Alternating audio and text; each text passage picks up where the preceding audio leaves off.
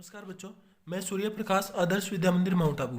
तो आज की संस्कृत की ऑनलाइन क्लास में एक बार फिर से आप सभी का स्वागत है। तो आज हमने ऑनलाइन क्लास में पढ़ा था 10वां पाठ नीति नवनीतम, और इसी पाठ की अब मैं एक बार फिर से वीडियो बना के भेज रहा हूँ, तो आप इसको शुरू से लेकर लास्ट तक जरूर देखना। तो पाठ है अपना 10वां नीति नवनीतम। नीति नवनीतम के अंदर क्या होता है, जो अच्छी नीतियां हैं उनके बारे में बताया गया है, अच्छे सुभाषित है, अच्छे सद्विचार हैं, उनके बारे में बताया गया है। और इस पाठ को हम एक बार संक्षेप में पढ़ देते हैं, इसके अंदर क्या कुछ दिया हुआ है। तो प्रस्तुत पाठ मनुस्मृति के कतिपय श्लोकों का संकलन है। इस पाठ के अंदर क्या है, मनुस्मृति के कुछ महत्वपूर्ण श्लोक दिए गए हैं, उनको इकट्ठा किया गया है, और जो सदाचार की दृष्टि से अत्यंत महत्वपूर्ण है। ये श्लोक कैसे हैं, सदाचार की दृष्टि से बहुत ही ज़्यादा महत्वपूर्ण श्लोक है। यहाँ पर माता पिता और गुरुजनों के आदर सम्मान और सेवा से प्रसन्न करने वाले जो व्यक्ति है, अभिवादनशील व्यक्ति है, उनको किस प्रकार के लाभ मिलते हैं, उन सभी की चर्चा की गई है। और इसके अतिरिक्त सुख दुख में समान रहना, अंतरात्मा को आनंदित करने वाले कार्य करना और इसके विपरीत कार्यों को त्याग देना, अच्छी तरह से सोच विचार करने के बाद सच्चाई के मार्ग का अनुकरण करना, सच्चाई के रास्ते पर चलना, इस प्रकार के सभी कार्यों का और शिष्टाचारों का यहाँ पर उल्लेख किया गया है, वर्णन किया गया है। तो यहाँ पर सबसे पहला श्लोक हम देखेंगे, अभिवादनशीलस्य। अभिवादन का अर्थ होता है अभिवादन करना, अपने से बड़ों का अभिवादन करना, उनको प्रणाम करना, उनका आशीर्वाद लेना, मान सम्मान करना। नित्यम माने हमेशा, कैसे करना है, बड़ों का अभिवादन हमेशा करना है, ऐसा नहीं आज किया कल नहीं करेंगे, परसों किया उसके बाद नहीं करेंगे। वृद्धोपसेविनः, और हमेशा जो वृद्ध का अर्थ होता है अपने से बड़ों का, सेविनः माने सेवा करने वाला। जो व्यक्ति बड़ों का, माता पिता का, गुरुजनों का अभिवादन करता है, उनकी सेवा करता है, तस्य माने उस व्यक्ति की, चत्वारी माने चार चीजें, वर्धन्ते चार चीजें उस व्यक्ति की हमेशा बढ़ती रहती हैं। और वो चार चीजें कौन कौन सी है, आयु विद्या यशः बलम। आयु बढ़ती है, विद्या बढ़ती है, यश बढ़ता है, और क्या, यश भी उन लोगों का बढ़ जाता है। यम माता पितरऊ, यम माने जिसको, क्लेश माने कष्ट को, सहेते माने सहन करते हैं, कौन, माता पितरऊ, जिस कष्ट को माता और पिता सहते माने सहन करते हैं।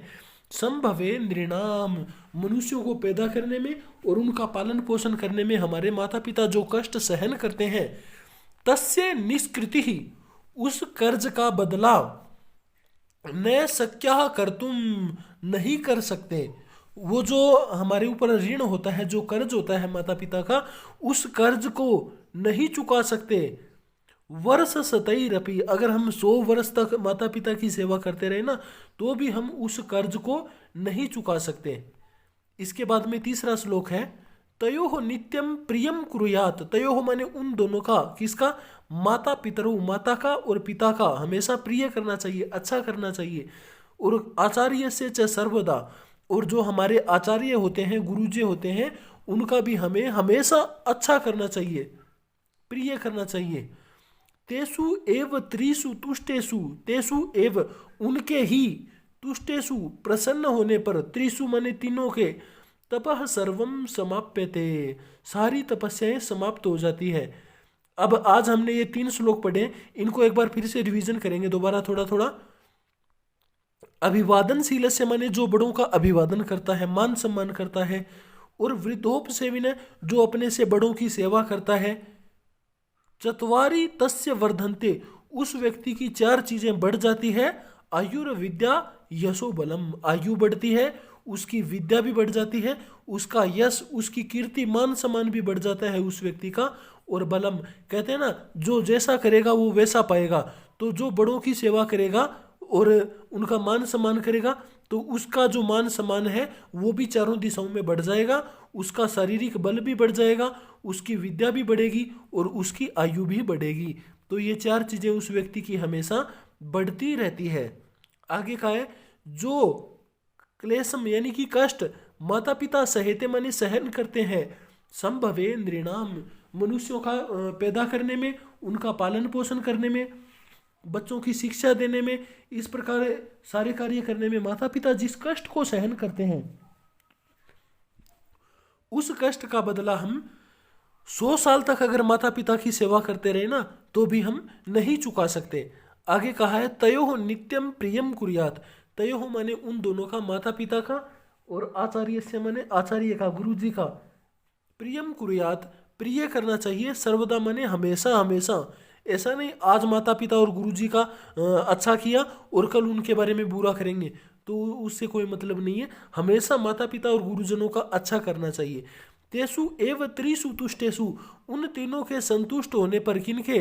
माता पिता के और आचार्य से, गुरुजनों के। इन तीन लोगों के अगर खुश होने पर, अगर ये तीन लोग हमसे खुश हो गए, इन तीन लोगों का आशीर्वाद अगर हमें मिल गया, तो तपः सर्वम समाप्यते। तो इस दुनिया में जितने भी व्रत है, तपस्या है, वो सब कुछ हमारे लिए समाप्त हो जाते हैं।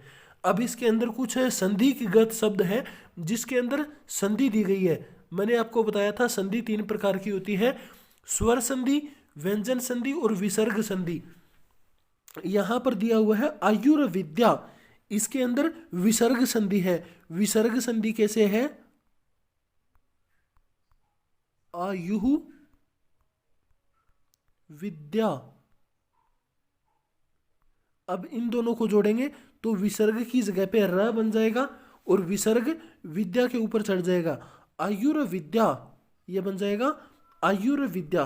ठीक है, विसर्ग संधि हो गई। इसके बाद में है वर्ष सतैरपि, इसके अंदर भी विसर्ग संधि है। विसर्ग संधि कैसे है? वर्ष सतैहि अपि, वर्ष सतैहि अपि। अब यहाँ पे विसर्ग है, विसर्ग के बाद में स्वर है, तो इस कारण ये जो विसर्ग है इसको हम बना देंगे र, और र के अंदर मिल जाएगा अ, वर्ष सतैरपि। ठीक है, इसके बाद में तयोर नित्यम, इसके अंदर भी विसर्ग संधि है। तयोः नित्यम कुरुयाद आचार्यस्य, इसके अंदर है व्यंजन संधि, कुरुयात, कुर्यात आचार्यस्य, आचार्यस्य। ठीक है, तो त के बाद में कोई भी स्वर होगा तो इसका द बन जाएगा। त का मतलब क्या होता है? पहला अक्षर। जैसे पहला अक्षर वर्णों का होता है क, च, ट, त, प। इनके बाद में अगर कोई भी स्वर हो तो उसकी जगह पे तीसरा अक्षर बन जाएगा। जैसे यहाँ पे है त की जगह पे तीसरा क्या होता है? त, थ, द। यहाँ पे तीसरा अक्षर बन गया द, आचार्य से त, थ, द बन गया। ठीक है, जगत जमा ईश, वहां पर त के बाद में क्या है? अ, तो उसके त की जगह पे भी द बन गया, जगदीश। ठीक है, इसके बाद में आगे देखते हैं तेस वेव, इसके अंदर कौन सी संधि है ये आपको बताना है। मैंने आपको ये संधि करवाई थी कि ई, उ, री और ली, इनके बाद में कोई भी स्वर आ जाता है तो ई की जगह पे यह हो जाता है, उ की जगह पे वह हो जाता है, और री की जगह पे र हो जाता है, और ली की जगह पे ल हो जाता है। तो ये कौन सी संधि है जिसके अंदर ये इतने कार्य होते हैं? ई को यह होता है, उ को वह, री को र, ली को ल होता है। कौन सी संधि में होता है ये आप कमेंट करके मेरे को बताओगे, मैं आपको नहीं बताऊंगा। ठीक है, तो आज की वीडियो में इतना ही करेंगे, बाकी 3 श्लोक बचे हैं वो अगली क्लास में करेंगे। ठीक है, तब तक के लिए धन्यवाद। पुनर्मिलामः। नमो नमः।